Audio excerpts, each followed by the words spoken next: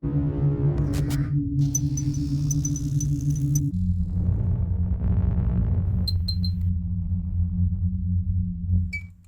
guys, welcome to Medifaction. So today we're going to learn about the physiology of posterior pituitary gland. Actually, the posterior pituitary is not glandular as it is like the anterior pituitary. Instead, it is largely a collection of axonal projections from the hypothalamus that terminate behind the anterior pituitary and serve as a site for secretion of neurohypophyseal hormones like oxytocin and vasopressin. So, in order to learn more about it, let's get started.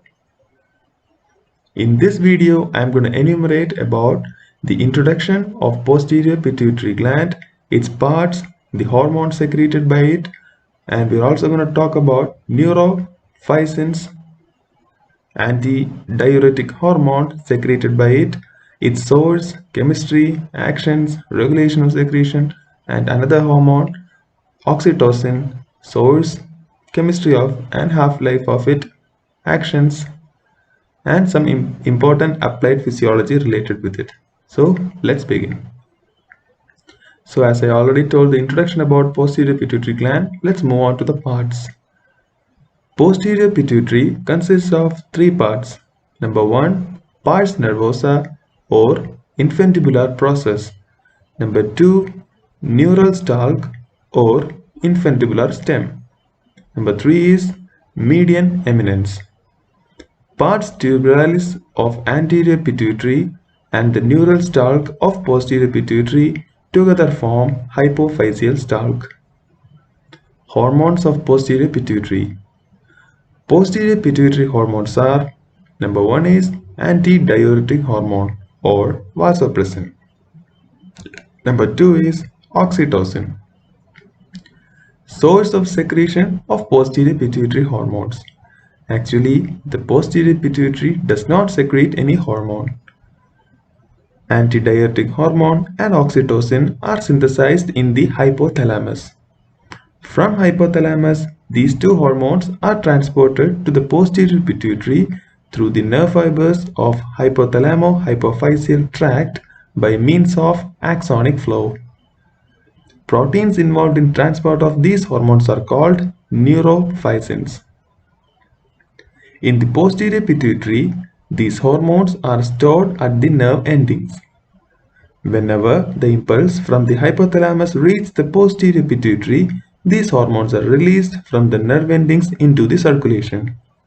Hence, these two hormones are called neurohormones. So what is neurophycins?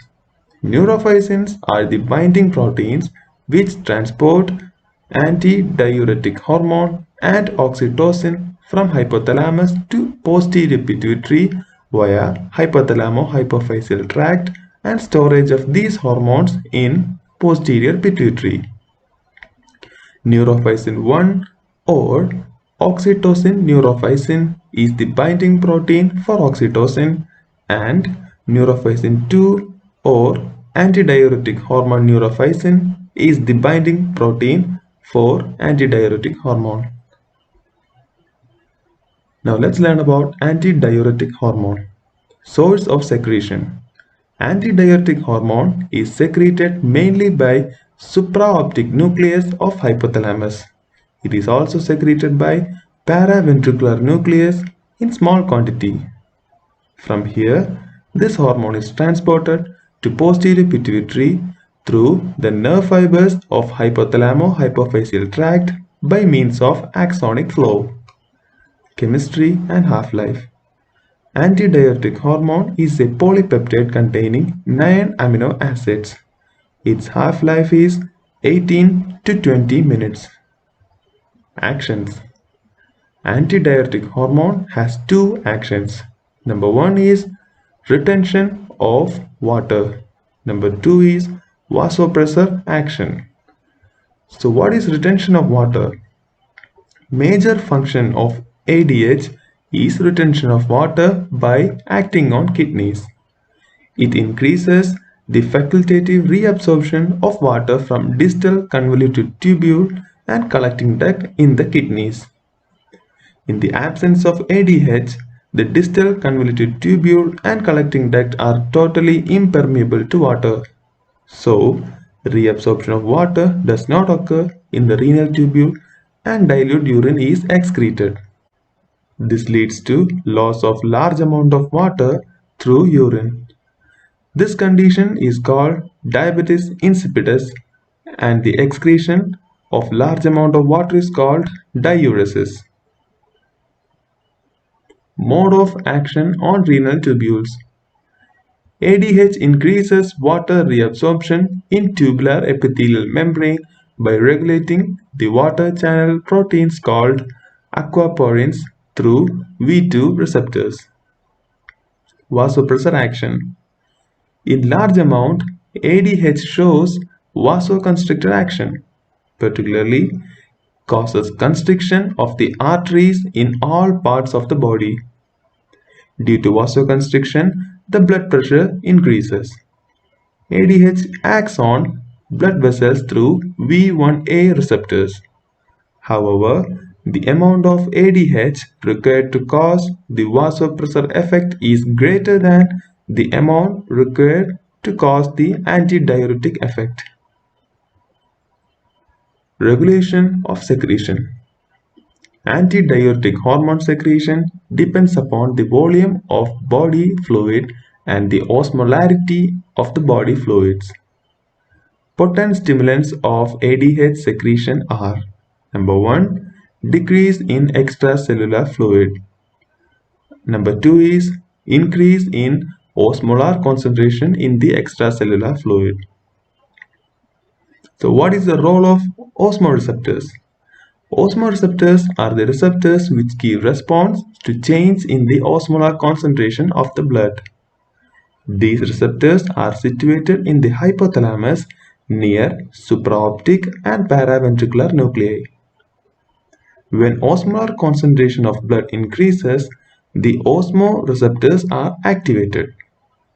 In turn, the osmoreceptors stimulate the supraoptic and paraventricular nuclei, which send more impulses to posterior pituitary through the nerve fibers and cause release of antidiuretic hormone. Antidiuretic hormone causes reabsorption of water from the renal tubules. This increases extracellular fluid volume and restores the normal osmolarity. Now let's learn about oxytocin. Source of secretion. Oxytocin is secreted mainly by paraventricular nucleus of hypothalamus. It is also secreted by supraoptic nucleus in small quantity and it is transported from hypothalamus to posterior pituitary through the nerve fibers of hypothalamo-hypophyseal tract.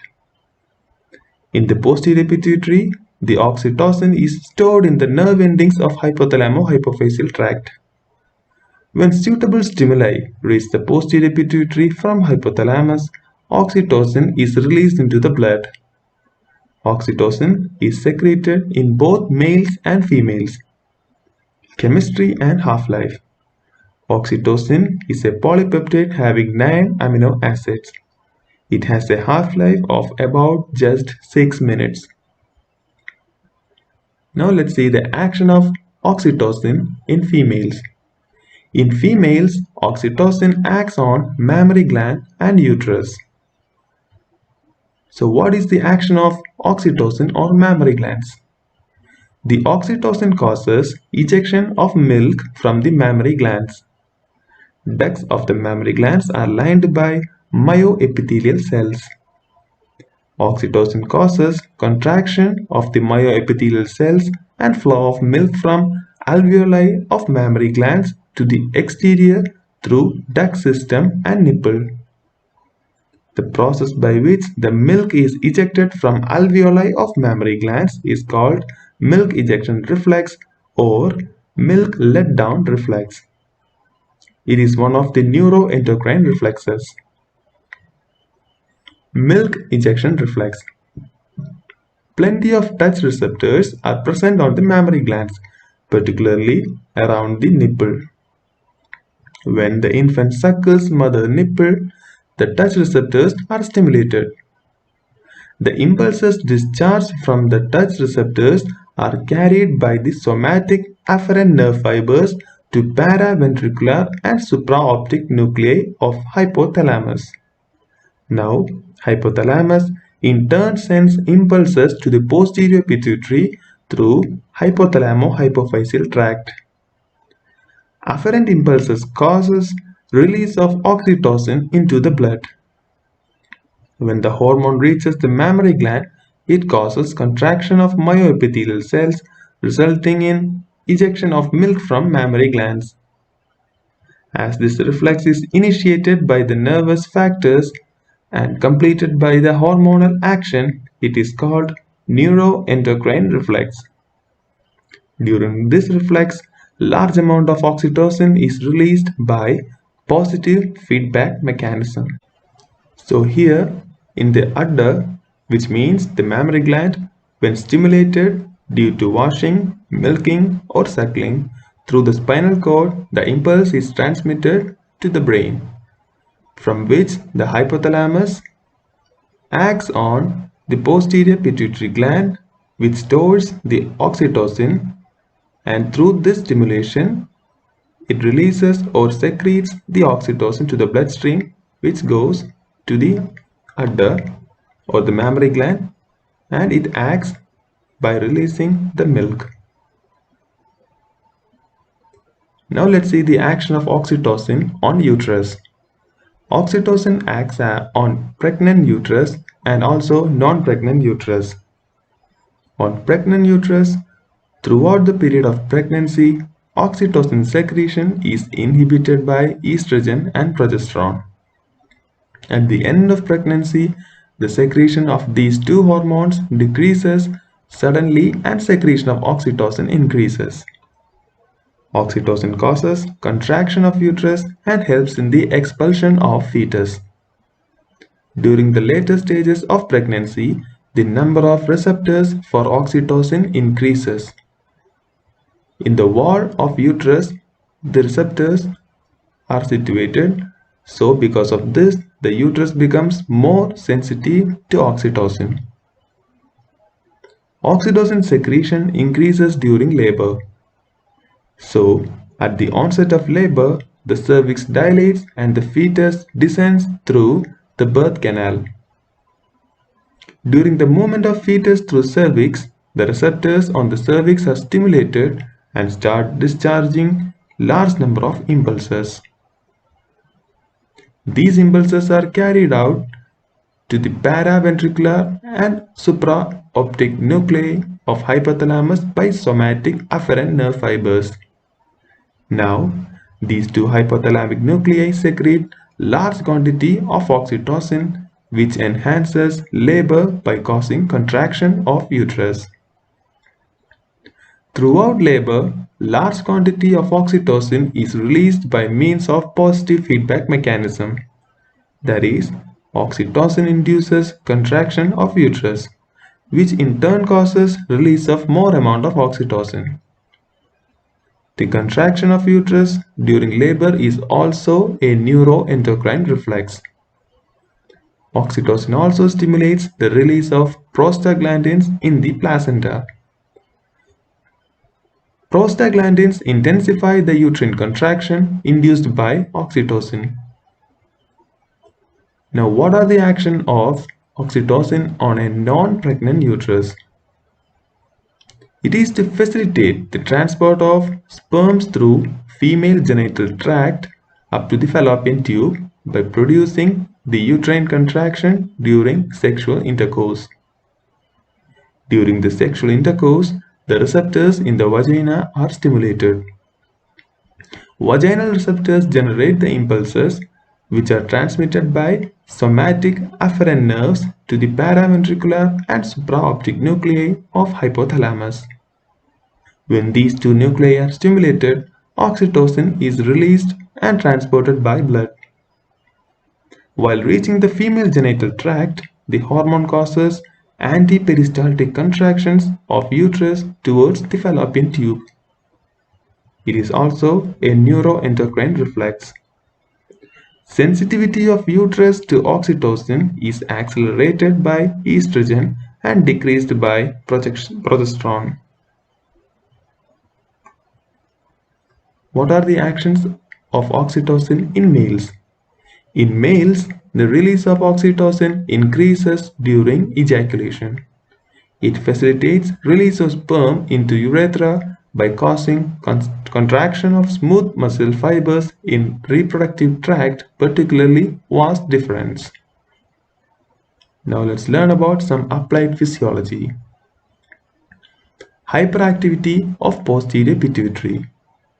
Syndrome of inappropriate hypersecretion of antidiuretic hormone, otherwise SIADH.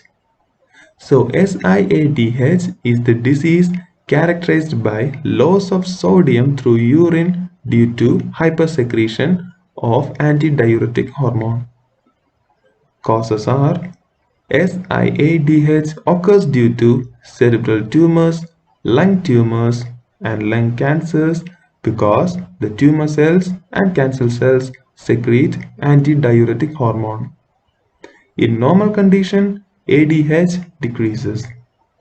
Signs and symptoms: loss of appetite, weight loss, nausea and vomiting, headache, muscle weakness, spasm, cramps, fatigue, restlessness, and irritability.